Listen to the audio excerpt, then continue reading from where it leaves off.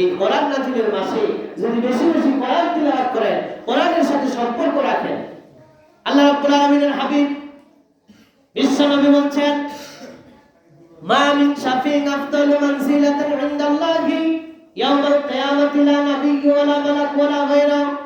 যে ব্যক্তি কোরআনুল কারীমের সাথে সম্পর্ক রাখে, কোরআন যে কথা বলে, কোরআন যেটা নির্দেশ দেয়, সেই মোতাবেক জীবনকে পরিচালনা করে, আল্লাহ রাব্বুল আলামিনের হাবিব বলছেন যে কিয়ামতের ময়দানে কোরআনুল কারীম ওই বান্দার জন্য যতটুকু সুপারিশ করতে পারবে, লা নাবিয়্যু ওয়ালা মালাক ওয়ালা গায়রা, অন্য কোন ফেরেশতা বা নবী রাসূল ততটুকু সুপারিশ করতে পারবে না। কোরআন এই বান্দার জন্য যতটুকু কিয়ামতের ময়দানে সুপারিশ করতে পারবে।